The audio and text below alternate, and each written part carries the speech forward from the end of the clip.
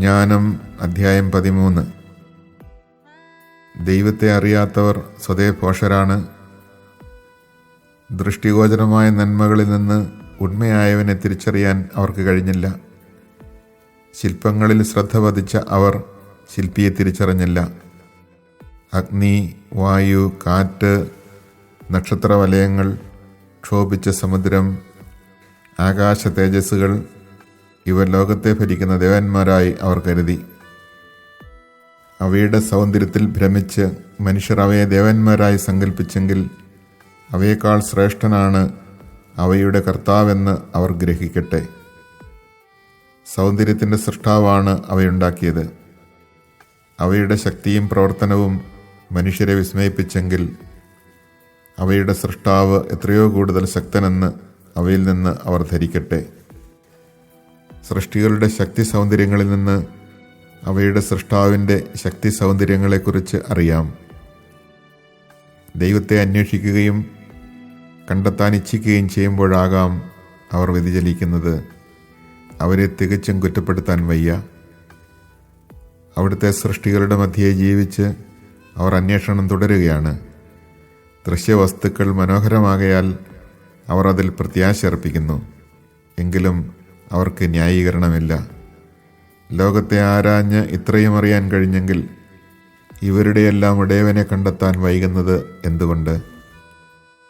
സ്വർണം, വെള്ളി ഇവയിൽ നിർമ്മിച്ച രൂപങ്ങളെയോ മൃഗങ്ങളുടെ രൂപങ്ങളെയോ പണ്ടെങ്ങോ നിർമ്മിച്ച നിരുപയോഗമായ ശിലയെയോ ദേവന്മാരാക്കി നിർജീവമായ അവയിൽ പ്രത്യാശ അർപ്പിക്കുന്നവരുടെ നില ശോചനീയമാണ്. മരത്തിൽ പണിയുന്ന വിദഗ്ധ ശില്പി എളുപ്പം മുറിക്കാവുന്ന മരം അറുത്ത് തൊലി നീക്കി ഉപയോഗപ്രദമായ പാത്രങ്ങൾ ഉണ്ടാക്കുന്നു. തള്ളിക്കളഞ്ഞ കഷണങ്ങൾ കത്തിച്ച് ഭക്ഷണം പാകം ചെയ്ത് നിറയെ തിന്നുന്നു. നിരുപയോഗമായി ശേഷിക്കുന്ന വളഞ്ഞു വിരിഞ്ഞ മുട്ടുകൾ നിറഞ്ഞ കഷണമെടുത്ത് സൂക്ഷ്മതയോടെ കൊത്തുപണി ചെയ്ത് വിശ്രമസമയം പോക്കുന്നു. അങ്ങനെ അതിന് മനുഷ്യരൂപം നൽകുന്നു. അഥവാ ഏതെങ്കിലും ക്ഷുദ്രമൃഗത്തിൻ്റെ രൂപം കൊത്തി ചായം പൂശി ചമപ്പിച്ച് കുറവുകൾ ചായം കൊണ്ട് മറയ്ക്കുന്നു. അവനത് ഉചിതമായ സ്ഥാനത്ത് ഭിത്തിയിൽ ആണി കൊണ്ട് ഉറപ്പിക്കുന്നു. അത് അതിനെ തന്നെ സംരക്ഷിക്കാൻ ശക്തിയില്ലാത്തതായതുകൊണ്ട് പരസഹായം വേണമെന്നറിയാവുന്നതുകൊണ്ട് അവനത് വീണുപോകാതെ ശ്രദ്ധിക്കുന്നു. എങ്കിലും സമ്പത്തിനും വിവാഹത്തിനും മക്കൾക്കും വേണ്ടി പ്രാർത്ഥിക്കുമ്പോൾ നിർജീവമായ അതിനെ വിളിച്ചപേക്ഷിക്കാൻ അവന് ലജ്ജയില്ല. ആരോഗ്യത്തിന് ദുർബല വസ്തുവിനോടും ജീവന് നിർജീവ വസ്തുവിനോടും സഹായത്തിന് അനുഭവജ്ഞാനമില്ലാത്തതിനോടും യാത്രാമംഗളത്തിന് അചരവസ്തുവിനോടും അവൻ പ്രാർത്ഥിക്കുന്നു. ധനസമ്പാദനത്തിനും ജോലിക്കും പ്രവൃത്തികളിലുള്ള വിജയത്തിനും വേണ്ടിയുള്ള ശക്തിക്ക് ശക്തിഹീനമായ കരത്തോട് പ്രാർത്ഥിക്കുന്നു.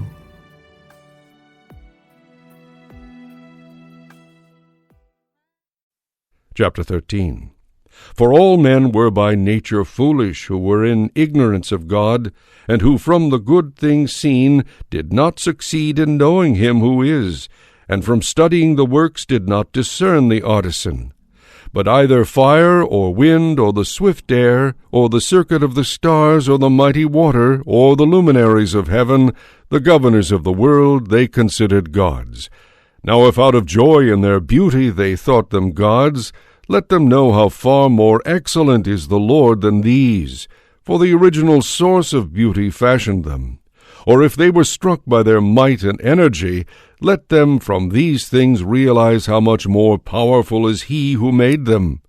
For from the greatness and the beauty of created things their original author, by analogy, is seen.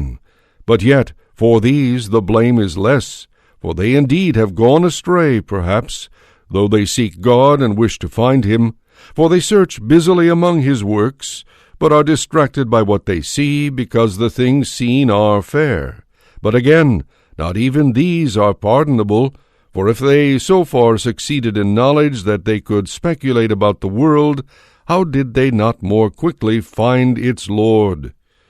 But doomed are they, and in dead things are their hopes, who termed God's things made by human hands gold and silver, the product of art, and likenesses of beasts, or useless stone, the work of an ancient hand.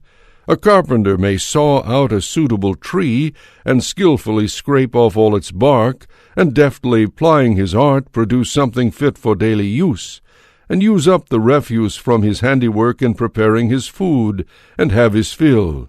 Then the good-for-nothing refuse from these remnants, crooked wood grown full of knots, he takes and carves to occupy his spare time.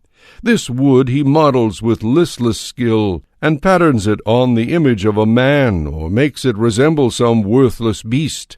When he has daubed it with red and crimson, its surface with red stain, and daubed over every blemish in it, he makes a fitting shrine for it, and puts it on the wall, fastening it with a nail.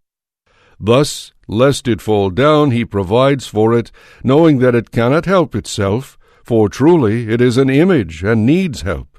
But when he prays about his goods, or marriage, or children, he is not ashamed to address the thing without a soul, and for vigor he invokes the powerless, and for life he entreats the dead, and for aid he beseeches the holy and competent, and about travel something that cannot even walk. And for profit in business and success with his hands, he asks facility of a thing with hands completely inert.